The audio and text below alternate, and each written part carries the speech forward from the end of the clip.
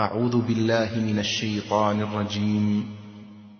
قل هذه سبيلي أدعو إلى الله على بصيرة أنا ومن اتبعني وسبحان الله وما أنا من المشركين.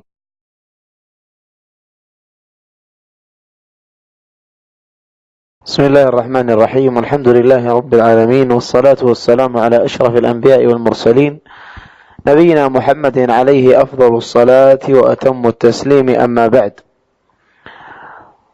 الحمد لله حمدا كثيرا طيبا مباركا فيه. الحمد لله الذي جمعنا وإياكم في هذا المكان الطاهر المبارك في بيت من بيوته، وهذه منة من الله عز وجل تحتاج إلى شكر.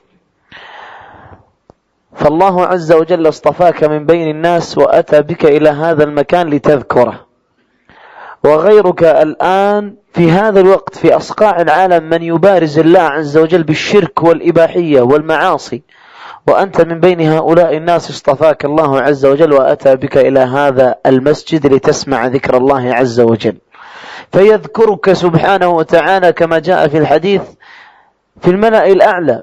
فقد قال النبي صلى الله عليه وسلم: ما اجتمع قوم في بيت من بيوت الله، وها نحن وإياكم اجتمعنا في بيت من بيوته، قال: يتلون كتاب الله ويتدارسونه بينهم إلا حفتهم الملائكة وغشيتهم الرحمة ونزلت عليهم السكينة، ومصداقه قول الحق: الذين آمنوا وتطمئن قلوبهم بذكر الله، ألا بذكر الله تطمئن القلوب. قال: ونزلت عليهم السكينة وذكرهم الله. يذكرك من؟ أغنى الأغنياء، يذكرك الله الغني، وقد تكلمنا عن اسم الله الغني في البارحة، وذكرنا أن الله عز وجل غني عن ذكرك وشكرك وحسن عبادتك. أنت المحتاج إلى الله، مع ذلك من كرمه سبحانه قال: وذكرهم الله في من عنده، عند ملائكة مطهرين لا يعصون الله ما أمرهم ويفعلون ما يؤمرون. All praises, abundant praises and blessed praises be to Allah Azza wa Jal alone. And may Allah send His peace and blessings upon Prophet Sallallahu Alaihi Wasallam. The Shaykh reminded us that we are here in this blessed gathering to remember Allah Subhanahu wa Ta'ala. And about this gathering, Allah Subhanahu wa Ta'ala says that this kind of gathering in the house of Allah Subhanahu wa Ta'ala, there the angels descend and they cover this kind of gathering. Then Allah Subhanahu wa Ta'ala's rahmah comes down. Then Allah Subhanahu wa Ta'ala sends down sakina, peace and tranquility. And then Allah Subhanahu wa Ta'ala remembers them in a gathering which is better than this. So this is the blessing. While we have other people, there are many who are disobeying Allah Subhanahu wa Ta'ala. There are many who are associating partners with Allah Subhanahu wa Ta'ala at this time. But you are chosen. You are chosen by Allah Subhanahu wa Ta'ala to come, sit together and remember Allah Subhanahu wa Ta'ala. And Allah Subhanahu wa Ta'ala says about them that those who remember Allah Subhanahu wa Ta'ala, there is peace in their heart. And it is the remember of Allah Subhanahu wa Ta'ala. It is the remembrance of Allah Subhanahu wa Ta'ala by which the hearts feel peace.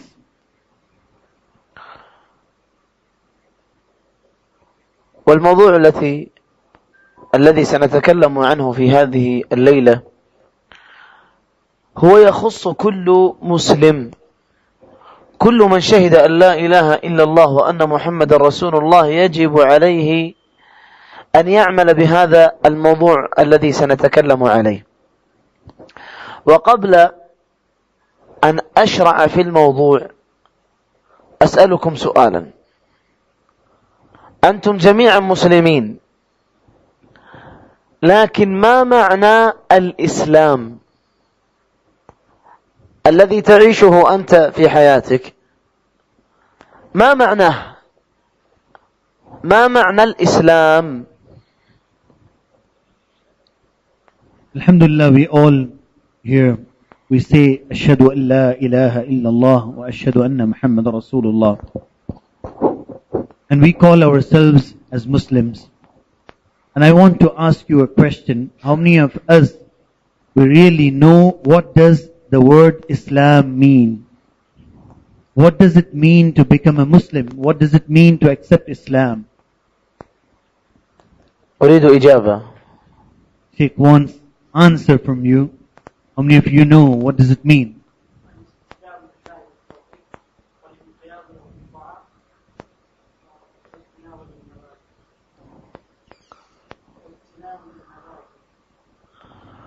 لا، البداية صحيحة، الاستسلام لله بالتوحيد والانقياد له بالطاعة والبراءة من الشرك وأهله. لكن الشيخ بحكم أنه طالب علم عرف المعنى، لكن أنا أريد البقية. هل تعرفون هذا المعنى أم لا؟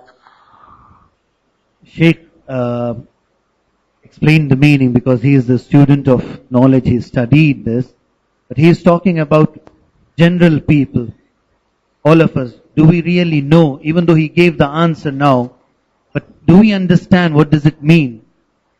What was his answer? That is the question of the Sheikh. Is there anyone else who want to give the answer?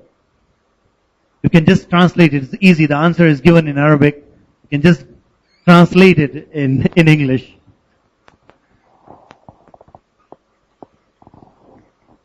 Anybody wants to say anything? Yes.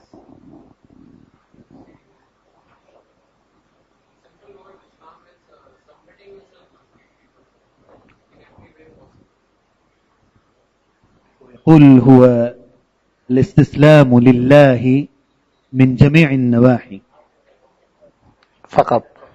طيب، طبعا هذا التعريف لابد أن يفهم، لأنك كثير من المسلمين لو أتيته وسألته عن هذا الإسلام الذي هو متدين به لا يعرف ما معنى الإسلام. هو في باله، في مخيلته، في معتقده، في قلبه يفهم، لكن لا يستطيع أن يصيغ هذا الدين وما معناه. فلو جاء كافر من أي ديانة كان قال أنت مسلم، قلت نعم، قال ما معنى الإسلام؟ هل تستطيع أن تجيبه؟ Sheikh was saying that it is not that we don't know. We call ourselves Muslim, we follow this religion, and we understand what Islam is, and we practice too. We have in our heart the feelings for Islam. But are we able to express and describe what Islam is? If any non-Muslim comes and asks us, what is Islam? Are we able to really define what Islam is in its true sense? That is the question we need to ask ourselves. قيل الإسلام هو الاستسلام لله. كيف تستسلم لله؟ الآن لو أتى شرطي وقال لك ارفع يديك، استسلم، ارفع يديك، ترفع يديك مباشرة. قال لك التفت إلى الوراء، ضع وجهك على الحائط، تلتفت بلا ولا كلمة، مباشرة تلتفت. أخرج ما في جيبك، تخرج. أنت الآن مستسلم. لا تقل لماذا، انتظر قليلا، لماذا أنت تقول أخرج ما في جيبك؟ لماذا أنت تقول التفت؟ لا تقول هذا للشرطي إذا استسلمت، أليس كذلك؟ فهذا معنى الاستسلام. فكذلك الاستسلام لله عز وجل، تؤمن وتطيع بلا كيف ولماذا والعقل يقول كذا ولماذا لم يكن كذا. لا، الإسلام هو أن تؤمن بما جاء في كتاب الله عز وجل وتنقاد لأمر الله وطاعته بلا كيف ولا لماذا ولا لو أنه كان كذا لحصل كذا. لماذا نصلي 4 ركعات؟ لماذا؟ المستسلم مباشرة ينقاد ولا يعني يناقش ولا يجادل في دين الله عز وجل. The word Islam means to submit yourselves to Allah subhanahu wa ta'ala. What does submitting yourself to Allah subhanahu wa ta'ala mean? To understand that, imagine about the policeman. When he comes and he asks you to raise your hands up and then turn to the wall and put your cheek on the wall and then take out whatever is there in your pocket, you immediately obey without asking why, how. So that is how the submission should be to Allah subhanahu wa ta'ala. Whatever comes in Allah subhanahu wa ta'ala's book, that you must do this, then you don't have any option to ask why, how, why not like this. For example, why I need to pray 4 rak'at. So there is no way to ask any questions. What does Muslim mean? That you submit yourself to Allah subhanahu wa ta'ala and you just accept the commands of Allah subhanahu wa ta'ala. فهذا هو الإسلام، الاستسلام لله بالتوحيد. بالتوحيد تستسلم لله بالتوحيد، أي أن المشرع هو الله، الذي يأمرني وينهاني هو الله، الذي يستحق العبادة وحده هو الله، الذي يستحق أن يستسلم له هو الله، والانقياد له بالطاعة. ليس فقط تؤمن وتجلس، وإنما لابد من العمل. فالإيمان قول باللسان وتصديق بالجنان وعمل بالجوارح والأركان. لا يصلح أن يقول الإنسان آمنت بأن الصلاة واجبة ثم يجلس لا يصلي، هذا ليس بإيمان. الإيمان اعتقاد وقول وعمل، لا بد أن تجتمع هذه الثلاثة أمور.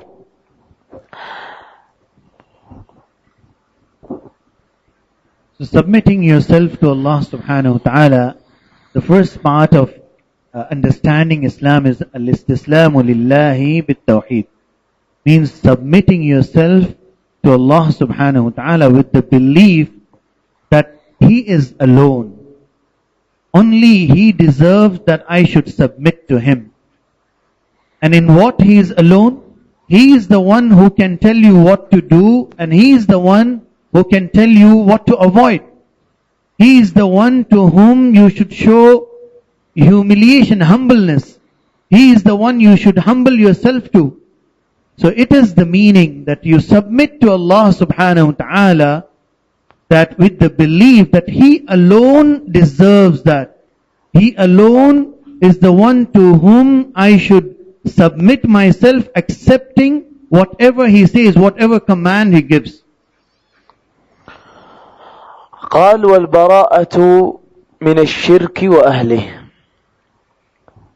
في تعريف الإسلام قال هو الاستسلام لله بالتوحيد والانقياد له بالطاعة والبراءة من الشرك وأهله. وهذا الشطر من التعريف من أسس الإسلام ومن قواعده العظام، ولا يصح لمسلم إسلام حتى يتبرأ من الشرك وأهله. قال الله عز وجل فمن يكفر بالطاغوت ويؤمن بالله فقد استمسك بالعروة الوثقى. قدم الكفر بالطاغوت على الإيمان بالله،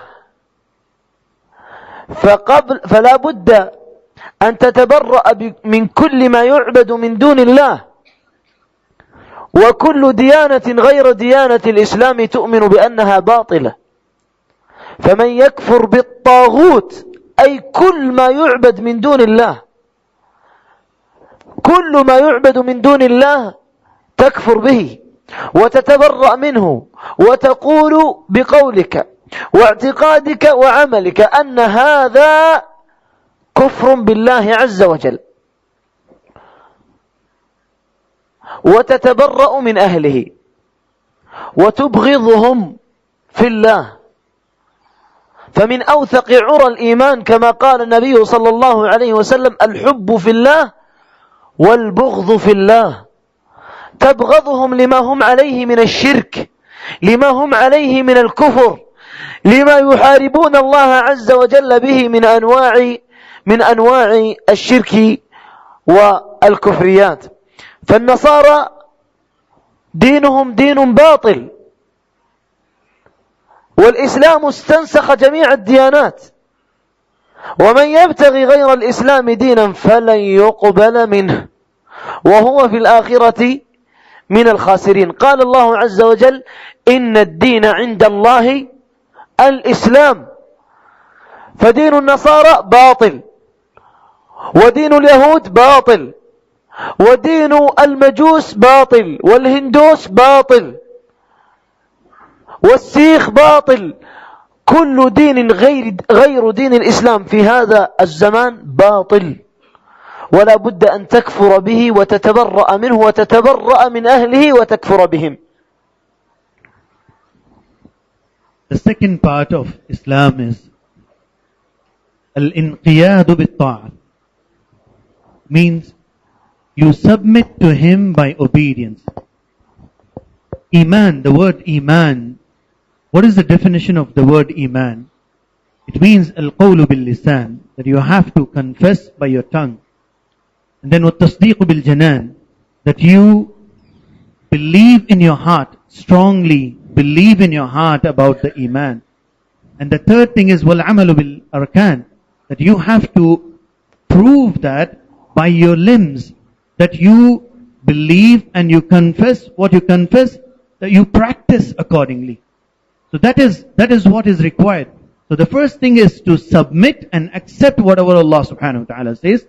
And the second thing is to show and prove by your actions and by your tongue and with the belief in your heart that you obey Him. وَالْإِنْقِيَادُ بِالطَّاعَةِ.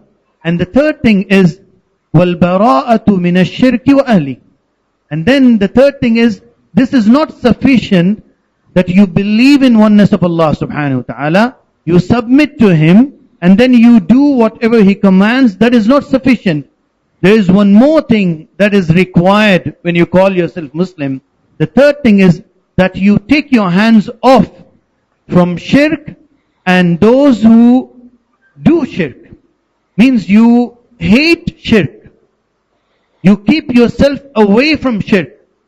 You hate the people who commit shirk because of their commitment of shirk, because they're committing shirk. That's why you need to hate them. So this third part is very important, that you hate whoever associates partners with Allah subhanahu wa ta'ala and whatever they associate with Allah subhanahu wa ta'ala and whoever is into that practice. So you hate the action, you hate the things which are being worshipped other than Allah subhanahu wa ta'ala, and you hate the people who are committing it, the mushriks. So these three things are necessary. As Allah subhanahu wa ta'ala says, فَمَنْ يَكْفُرْ بِالطَّاغُوتِ وَيُؤْمِنْ بِاللَّهِ. Allah subhanahu wa ta'ala says, first you need to say and you need to have hatred for kufr, for taghut. Taghut is anything which is associated with Allah subhanahu wa ta'ala.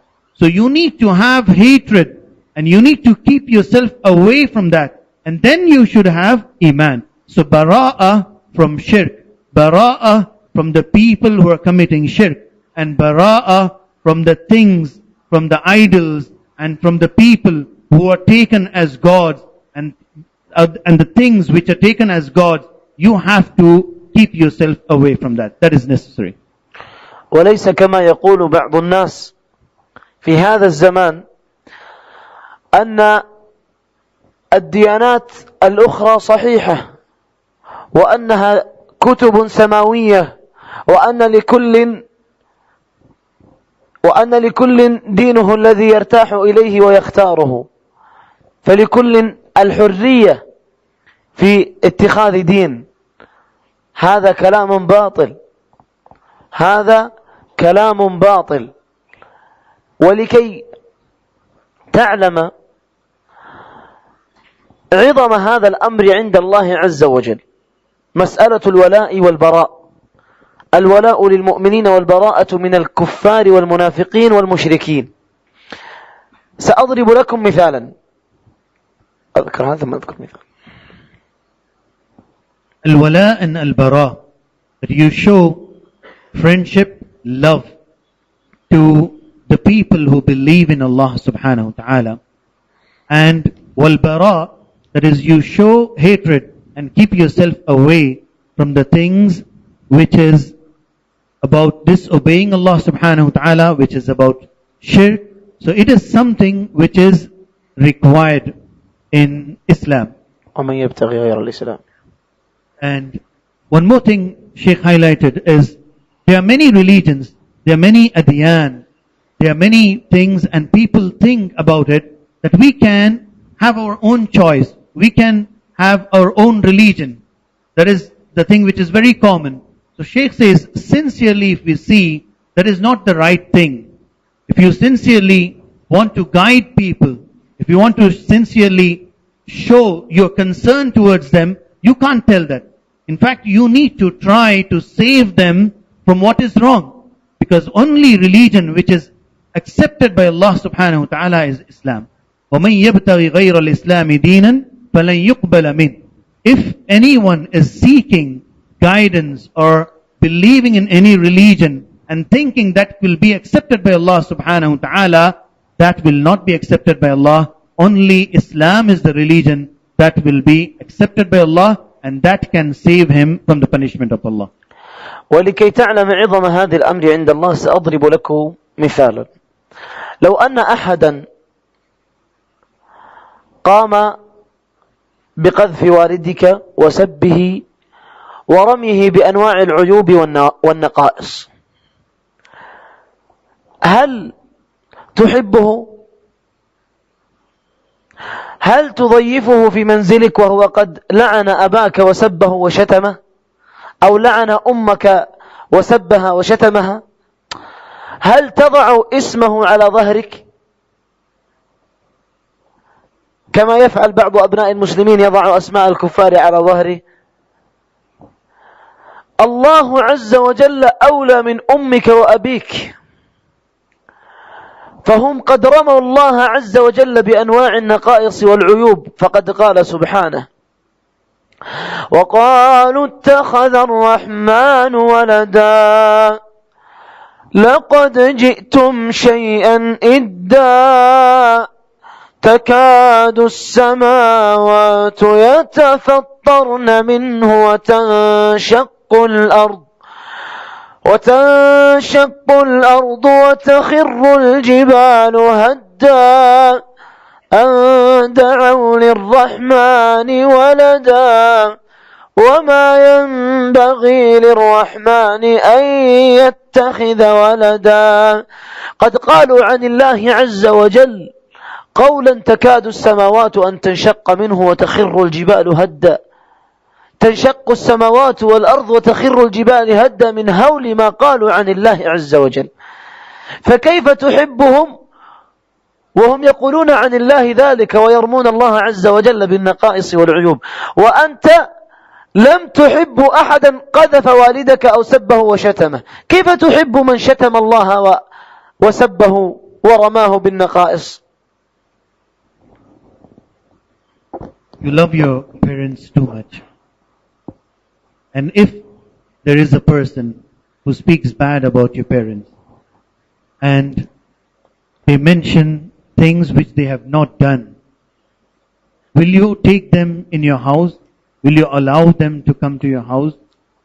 Will you ever write their name on your shirt or on your t-shirt? Then how come we have believers, we have our Muslim brothers, they carry names on their t-shirt, which is the names of kuffar, which are the names of the disobedient servants of Allah subhanahu wa ta'ala. If you can't tolerate anything wrong about your own parents, then the one who gave you these parents, the one who created love in your heart for your parents and created love in your parents' heart for you, how can you do something which he doesn't like?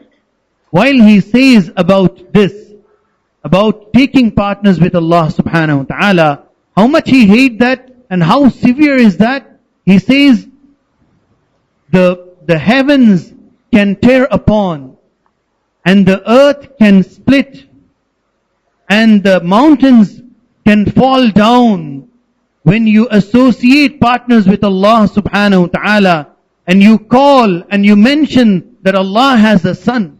So it is such a severe sin and it is such a great blame and such a false statement about Allah subhanahu wa ta'ala that all these creations of Allah subhanahu wa ta'ala, when they hear that, they will tear upon, they will split up. So how can you tolerate something like that? How can you have something like that with you? How can you have love for the people who are into shirk? ومع هذا كله هم لا يحبوننا ولا يتمنون لنا الخير، وقد أخبر الله عز وجل الذي خلقنا وخلقهم وهو أعلم بحالهم في القرآن العظيم ما يدل على ذلك. فقد قال الله عز وجل: ما يود الذين كفروا من أهل الكتاب ولا المشركين أن ينزل عليكم من خير من ربكم، لا يتمنون لنا خيرا. وقال الله عز وجل: ها أنتم أولئك تحبونهم ولا يحبونكم وتؤمنون بالكتاب كله وإذا لقوكم قالوا آمنا وإذا خلوا عضوا عليكم الأنامل من الغيظ قل موتوا بغيظكم. وقال الله عز وجل: ودت طائفة من أهل الكتاب لو يضلونكم وما يضلون إلا أنفسهم. يتمنون لنا الدون، يتمنون لنا أسوأ الحياة، لا يتمنون لنا خيرا، لا يتمنون لنا أي شيء جميل، إنما يتمنون لنا السوء ويكرهوننا ويعادوننا. وأنتم تشاهدون في العالم إذا سلط الله الكفار على المسلمين ماذا يفعلون بهم. Try to understand that Allah subhanahu wa ta'ala, when He told you not to love shirk and the people of shirk, you need to think about the people of shirk. Do they have love for you? Allah subhanahu wa ta'ala says in Quran, ما يود الذين كفروا من أهل الكتاب ولا المشركين أن ينزل عليكم من خير من ربكم. You know what they want? They love that nothing good should be sent down to you from the heavens. And your attitude is that you love them. تحبونهم ولا يحبونكم. You love them and they don't love you. And we know wherever Allah Azza wa Jal has given authority to the disbelievers and to the people of shirk over the believers, how much they humiliated them and how much they oppressed them and how did they behave with them. So having love for them and showing comfort towards them, it is not something what they are showing for you. ومع هذا كله المحبة والبغض عمل قلبي. قد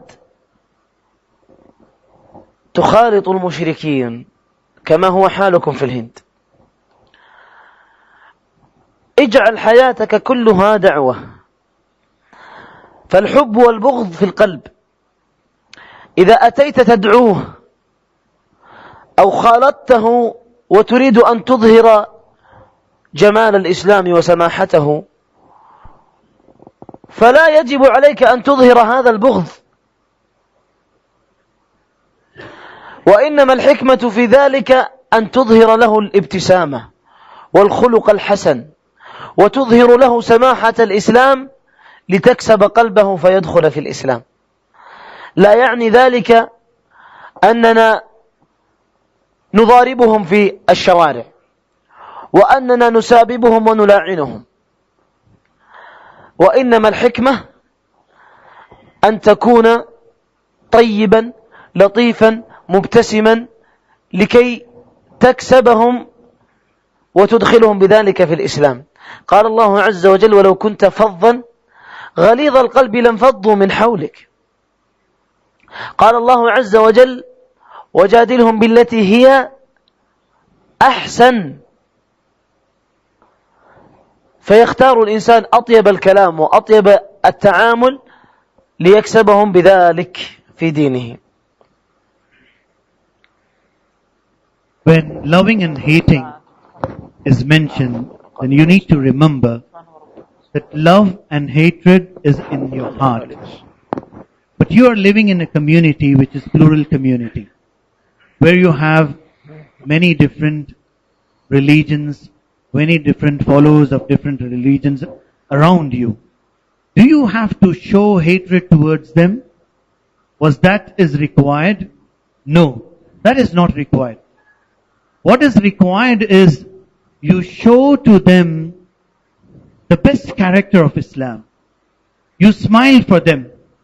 You show compassion towards them.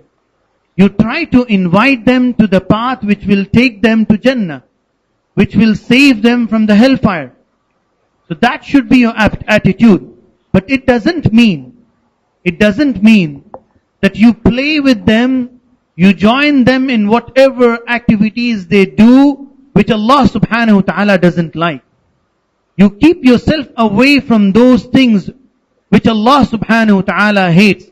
But as human beings, you need to be concerned towards them. And you need to be kind towards them. As Allah subhanahu wa ta'ala said about Prophet sallallahu alayhi wasallam, if you were hard-hearted, then they would have left you alone and went away. But you are so kind that they are getting attached to you. They are getting closer to you. So that should be your attitude in this kind of environment, that you act like a da'i. You act like how the prophets acted. They were so concerned about their people, they wanted to save them from the hellfire.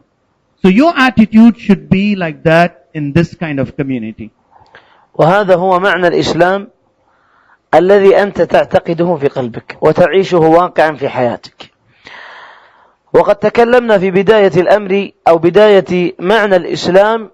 الإسلام هو الاستسلام لله. وقد قال الإمام الطحاوي رحمه الله تعالى: لا تثبت قدم الإسلام إلا على ظهر التسليم والاستسلام. إلا على ظهر التسليم والاستسلام. فالمفترض على المسلم أنه إذا سمع قول الله عز وجل وسمع قول رسوله صلى الله عليه وسلم أن يقول: سمعنا وأطعنا. إنما كان قول المؤمنين إذا دعوا إلى الله ورسوله ليحكم بينهم أن يقولوا سمعنا وأطعنا. سمعنا مباشرة، أطعنا ليس بينهما وقت. مجرد ما تسمع أمر الله أو نهيه مباشرة قاد. وهذا من معنى الإسلام، الانقياد له بالطاعة، سمعنا وأطعنا.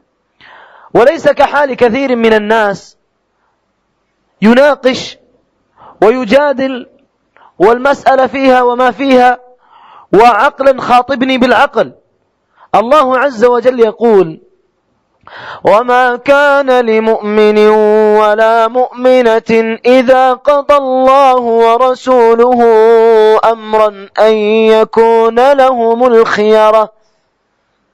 ليس لك أن تختار إذا قضى الله ورسوله أمرا، ليس لك إلا أن تقول سمعنا وأطعنا. الله قضى ذلك وهو أعلم بحالك. نعم. So this is the basic and simple understanding what we learned about what is Islam. So here, Islam means to submit yourself to Allah subhanahu wa ta'ala. And Ibn Taymiyyah, he said, لا الطحاوي Imam al-Tahawi said that the foot of Islam will never set, will never fall, but on the face of submitting yourself to Allah subhanahu wa ta'ala. So the foot of Islam will fall on the face of taslim and istislam. Means if you want to prove that you are a true Muslim, then you need to show complete submission towards Allah subhanahu wa ta'ala. And what does it mean? It means Allah subhanahu wa ta'ala says, إِنَّمَا كَانَ قَوْلُ الْمُؤْمِنِينَ إِذَا دُعُوا إِلَى اللَّهِ وَرَسُولِهِ. The words of the believers, whenever they are called towards Allah and Messenger, is they say, سَمِعْنَا وَأَطَعْنَا. We heard and we believed. We have no choice. In other places Allah subhanahu wa ta'ala says, for the believers, for those who say we believe, when Allah and His Messenger decided about something, they have no choice at all. They cannot look for any other options. They have only one option, to listen and obey whatever Allah subhanahu wa ta'ala says. والأمثلة على الاستسلام في كتاب الله عز وجل وفي سنة النبي صلى الله عليه وسلم كثيرة، ولعلنا نأخذ مثالا، وهو ذاك الرجل الذي ربى نفسه على التسليم والاستسلام، وربى زوجته على ذلك، وربى ابنه أيضا. إبراهيم الخليل عليه السلام لما كان بواد غير ذي زرع عند بيت الله المحرم، كانت زوجته وابنه في ذاك الوادي الذي ليس فيه منظر من مناظر الحياة، وضعهم في ذاك الوادي ثم مشى. فقالت زوجته: يا إبراهيم، تدعنا لمن؟ تتركنا لمن؟ وهو ماض في طريقه ولا يرد. جاء أمر الله، انتهت كل النقاشات، أتى أمر الله مضى. فقالت: يا إبراهيم، تدعنا لمن؟ ومضى في طريقه ولم يتكلم. في المرة الثالثة ثم قالت: الله، انظر إلى فطنة المرأة، قالت: الله أمرك بذلك؟ هو استسلم، هي تريد أن تنظر، الله أمر لكي تستسلم مثله. الله أمرك بذلك؟ قال: نعم. قالت: اذهب فلن يضيعنا الله، اذهب فلن يضيعنا الله. استسلمت واستسلم هو، ثم مضت في الصفا والمروة حتى تفجر بئر زمزم. هذه عاقبة التسليم والاستسلام. لا تنظر إلى الحياة، ولا تنظر إلى المواقف، ولا تنظر إلى الآيات بمنظورك القاصر، ولكن انظر بمنظور الشرع، ولا بد عليك أن تؤمن بموعود الله عز وجل. For submitting to Allah subhanahu wa ta'ala, we have many examples in Quran and Sunnah. One of the great example is example of a person whose wife submitted to him and to Allah subhanahu wa ta'ala, whose son submitted to him to Allah subhanahu wa ta'ala, and he himself was a great example to submit to Allah subhanahu wa ta'ala, and that was Ibrahim alayhi salam. And when he took his family to Mecca, and then when he wanted to leave Hajar there in a desert, and then she asked, she could have obeyed Ibrahim alayhi salam and left there, but she asked the question, is it because Allah subhanahu wa ta'ala has commanded you that you are leaving us here? And then when Ibrahim alayhi salam said, yes, it is because Allah commanded me to do so, then she said, then you can leave. Allah will never let us go waste. Allah will take care of us. So that was the submission to the one who submitted to Allah subhanahu wa ta'ala. So Ibrahim alayhi salam submitted to Allah subhanahu wa ta'ala, and he trained his wife to submit to Allah subhanahu wa ta'ala, and that was the fruit that Allah subhanahu wa ta'ala brought a bit of Zamzam, the spring of Zamzam, and then it remains there for thousands of years. استسلم إبراهيم واستسلمت زوجته. بقي ذاك الطفل المتربي في عائلة امتلأت قلوبهم بالإسلام والاستسلام لله. قال له إبراهيم لإسماعيل: يا بني إني أرى في المنام أني أذبحك، كما في سورة الصافات. إني أرى في المنام أني أذبحك فانظر ماذا ترى. ترك الأمر لابنه. يقول الطاهر بن عاشور في تفسير التحرير والتنوير فيما معناه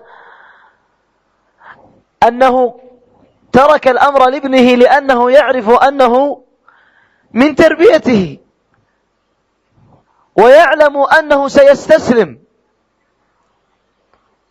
وأنه امتلأ قلبه تسليما واستسلاما، فهو لا يقول له انظر ماذا ترى إذا قال لا أريد سيتركه، وإنما هو يعرف تربيته ابنه، فيعلم إبراهيم بغلبة الظن أن ابنه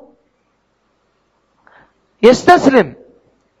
قال فانظر ماذا ترى، مباشرة، الأمر من عند الله. يا أبت افعل ما تؤمر، مباشرة، لا تتأخر، هو من عند الله، افعل. يا أبت افعل ما تؤمر ستجدني إن شاء الله من الصابرين. فلما أسلم ليس كلاما فقط، فعلهم ليس كلاما استسلام افعل، لا، ذهب إلى المكان الذي سيذبحه فيه. فلما أسلم أي استسلم جميعا وتله للجبين، حتى جاء في بعض الروايات أنه وضع السكين على رقبة إسماعيل، وسلب الله خاصية القطع من السكين. يعني ليس قولا فقط، وإنما باشر ذاك عمل مباشرة، ذهب أسلم وتله للجبين وناديناه أي يا إبراهيم قد صدقت الرؤيا. And from this taslim and istislam, this submission of Ibrahim alayhi salam and Hajar alayhi salam, from there the child which was blessed by Allah subhanahu wa ta'ala to them, what was the level of his submission? Ibrahim alayhi salam sees in the dream, and then he could have just taken him and then did what Allah subhanahu wa ta'ala commanded him. But he knew what is the answer going to be, because that is the way how he brought up this child.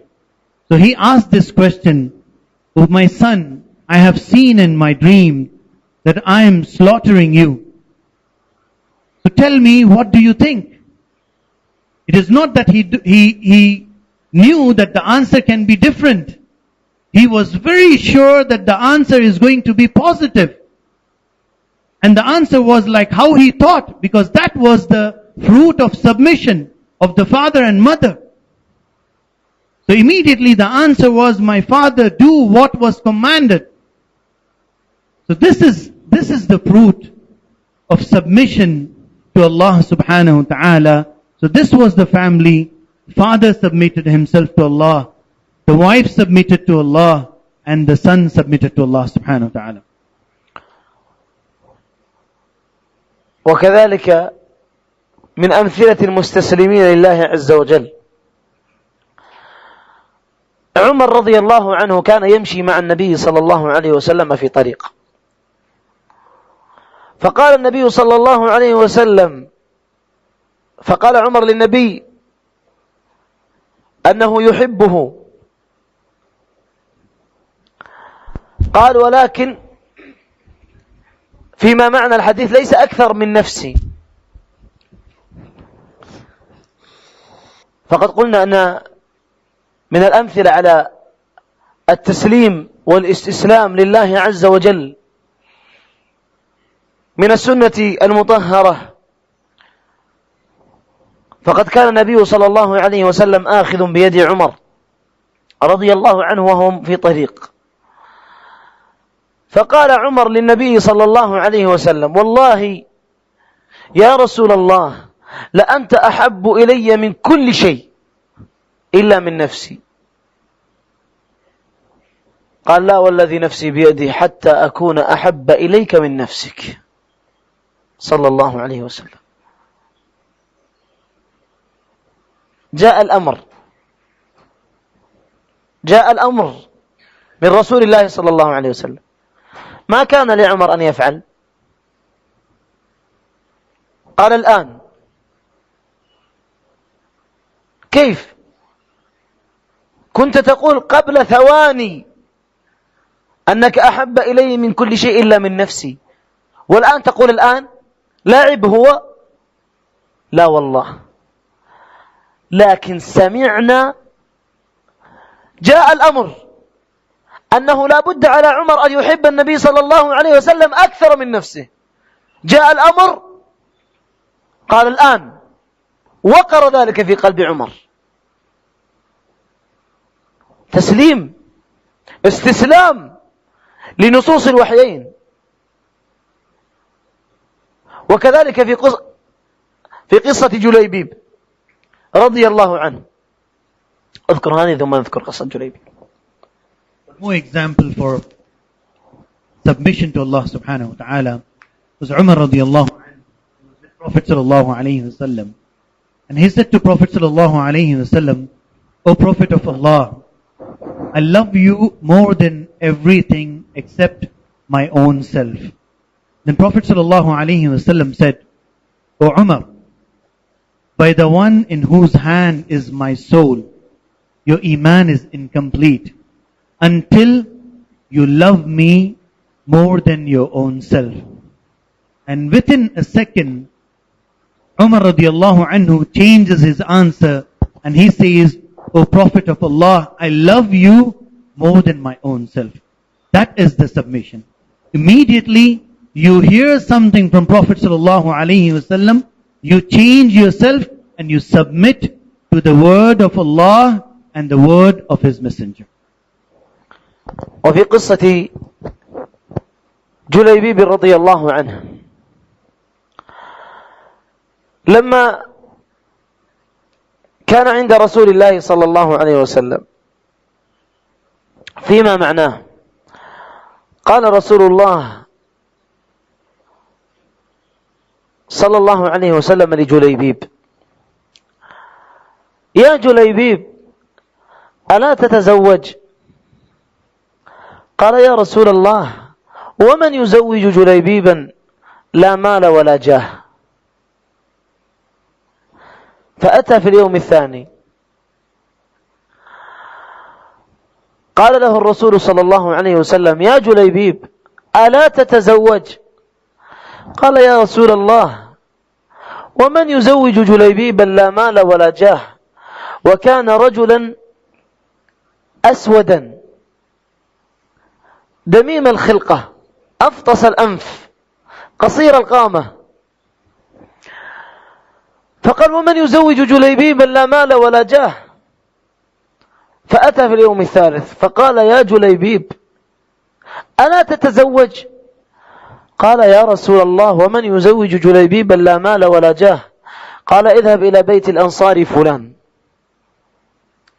وقل لهم أن الرسول صلى الله عليه وسلم أني رسول من الله إليكم، ويقول: زوجوني ابنتكم. فقال الأب لا يريد أن يزوج هذا الرجل، وكذلك أم البنت.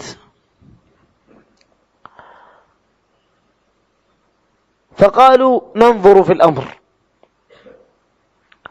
فسمعت المؤمنة المستسلمة لله قالت: أتردان رسول الله صلى الله عليه وسلم؟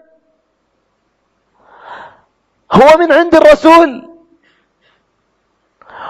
هو الذي بعثه رسول الله صلى الله عليه وسلم وقال: زوجوه، وتردان رسول الله؟ قالت: قبلت، لأنه من عند رسول الله. استسلمت وقدمت أمر الرسول على شهواتها وعلى ما تتخيله وعلى ما تريد وما تشتهي.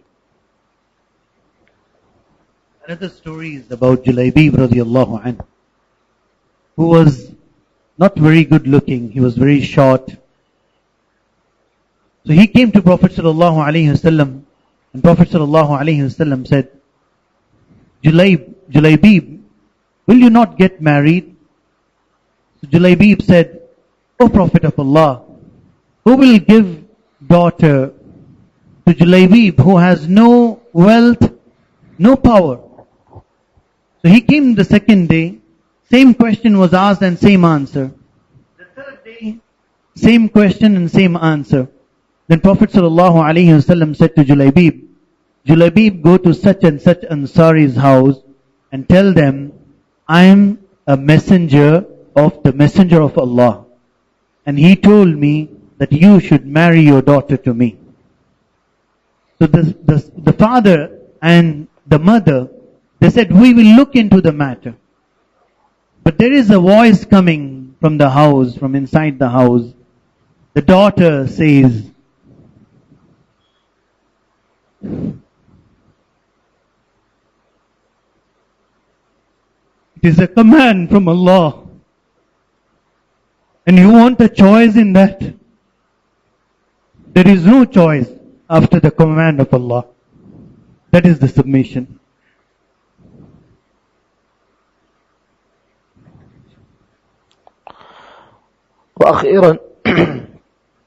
وأخيرا قال الله عز وجل: فلا وربك لا يؤمنون حتى يحكموك فيما شجر بينهم ثم لا يجدوا في أنفسهم حرجا مما قضيت ويسلموا تسليما. فلا يكون العبد مؤمنا حتى يسلم لله عز وجل ويستسلم له. أسأل الله عز وجل أن يملأ قلوبنا تسليما له واستسلاما وانقيادا لشرعه وإيمانا بكتابه وسنة نبيه صلى الله عليه وسلم.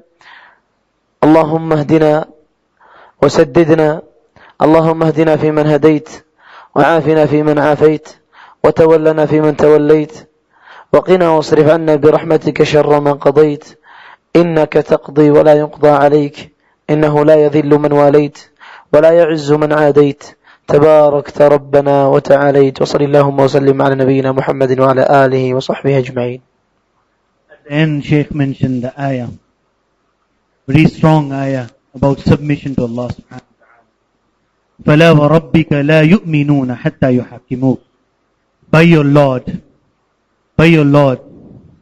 you will not believe until you take the messenger of Allah subhanahu wa ta'ala as the judge for all your affairs, for all your disagreements.